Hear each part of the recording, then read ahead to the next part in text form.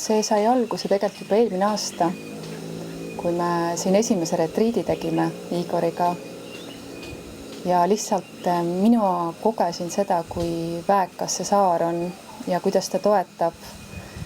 Et ütleme nii, et just äsja lõppenud retriit, ta oli ilus, aga seal oli ka valu, meie kõigi jaoks, kogu grupi jaoks. Et ma arvan, et Bali on hea koht teha just selliseid enesearengule suunatud retriite, sest ta toob need pimedad kohad esile, sest absoluutselt me kõik kogesime siin midagi ja saime tervendada ja see loodus, see toetab ja see vesi toetab. Nii et ma arvan, et me tundsime ära, et see on see õige koht retriidi tegemiseks. Minu nimi on Bella Skalkina ja igapäevaselt ma teen teraapiaid, olen terapeut ja samuti korraldan retriite ja väeringe meestele ja naistele. Ütleme, need tehnikad ja need praktikad ja need massaažid, tegelikult nendel ei oleks mitte mingisugust väärtust, kui seal taga ei oleks inimesi. Et ma arvan, et ma julgen väita, et see grupp, kes kokku tuleb, see hakkabki läbi enda kanaldama neid tehnikaid. Et need tehnikad on vahendid ja teisejärgulised. Ma pigem arvan, et iga inimene saab teha tantrat ka ilma nende tehnikateta. Lihtsalt see grupi keha ja need praktikad aitavad meil jõuda meie essentsini, selle elu jaotuseni, selle elu kogemiseni, mis ongi tantra. Tantra on elu ja need tehnikad on lihtsalt osa tantrast. Minu kõige suurem kogemine. No siin on kaks kogemist, siin on grupi kogemine ja minu isiklik kogemine. Et ruumi hoidjana ma sain kogeda seda grupi dünaamikat ja hoida seda ruumi. Aga võib-olla mu isiklik kogemine, kõige suurem taipamine on see, kui oluline mul on naisena kogeda seda, et ma olen toetatud. Ja ma sain täna hästi ilus peegelduse selle kohta.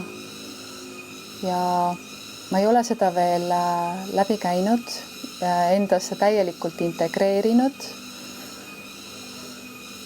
Aga ma teen seda ja ma usun, et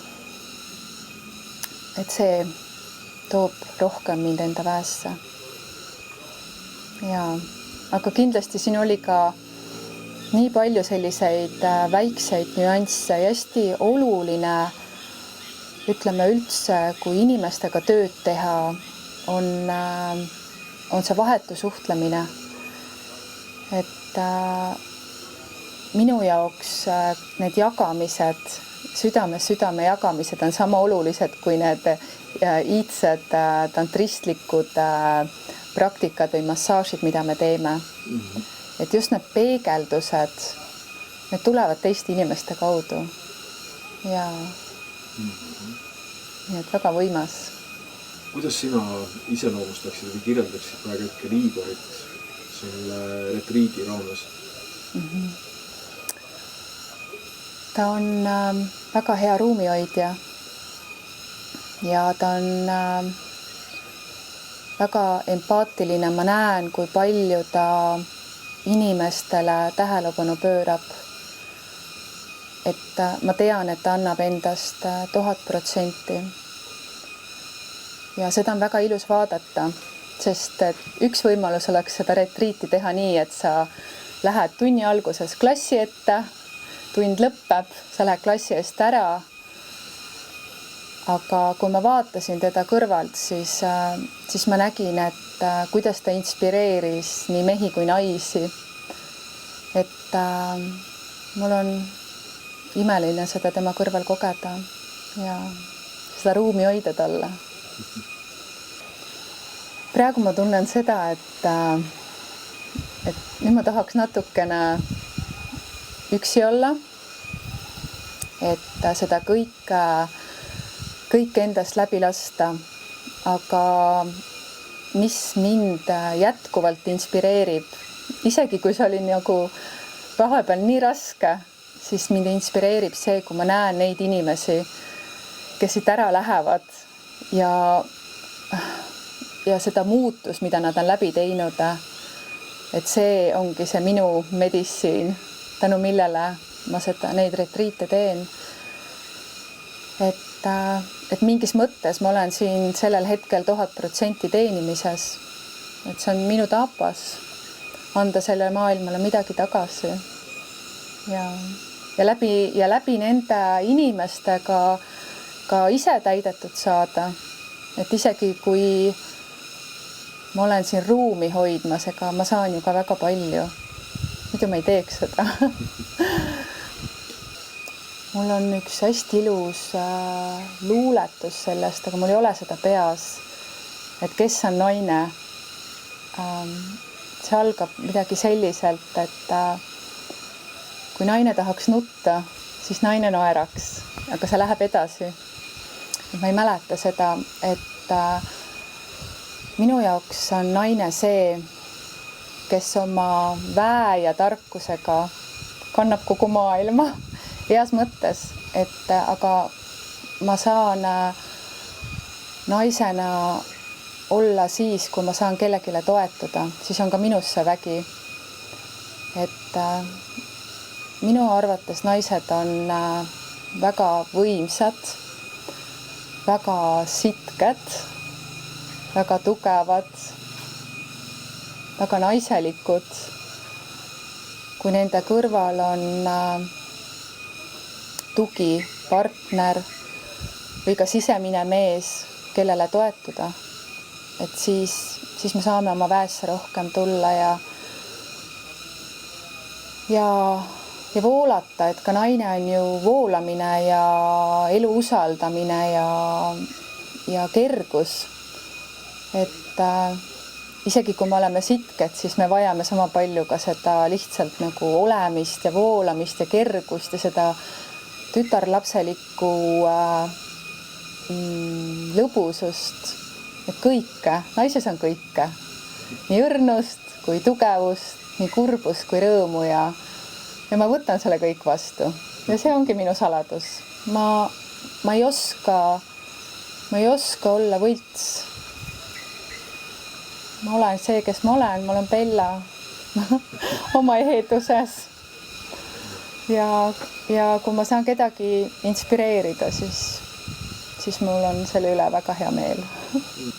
Et tihtilugu me ei usalda elu piisavalt, et võib-olla sellest kontrollist lahti lasta, et ma võin, ma ei tea, kas või haiget saada või kui ma ennast avan, siis ma saan haiget. Ma arvan, et ja kõik need varasemad kogemused ka alates lapsepõlvest ja hilisemalt, kuna naise hing on nii õrne, et me oleme nagu nii õrnad, et siis ennast päriselt avada, see on hästi suur julgustükk mingis mõttes, isegi kui me näitame, et me oleme, ma ei tea, oma väes ja tões, aga et kui nagu see leierg ära võtta ja näidata seda haavatavust ka, et see võib olla just, et tulla sellesse haavatavusse, eks, et julgeda see mask ära võtta. Ma arvan, et see ongi kõige suurem julgustükk, mis iganes kontekstist vaadata. Meil igal inimesel on ja igal naisel võivad olla need natuke erinevad maskid, aga et ma päriselt julgen selle maski ära võtta ja olla autentne. ma usun, et see nõuab suurt julgust meie ühiskonnas. Ma arvan, et hästi oluline on teiste naiste ja õdede toetus. Et ma olen aru saanud, et üksinda on hästi keeruline vahepeal oma väes püsida, sest me oleme ju olendid, kes vajavad oma kõrvale teisi inimesi ja teisi olendeid,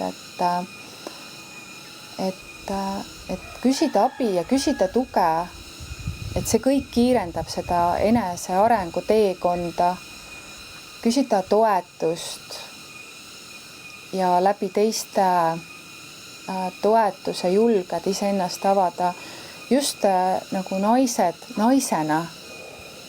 Et see on mind näiteks aidanud küll avada, et mu ümber on olnud imelised naised, kes on mind julgustanud kasvama, isegi kui see võib vahepeal valus olla. Et ma olen saanud hästi palju just teistelt naistelt tuge. Muidugi on hästi oluline ka teha teatud praktikaid, aga see on ka teisejärguline. Et ma naisena täidan ennast ja vajadusel enda avamiseks lähen ja küsin teise naise toetust.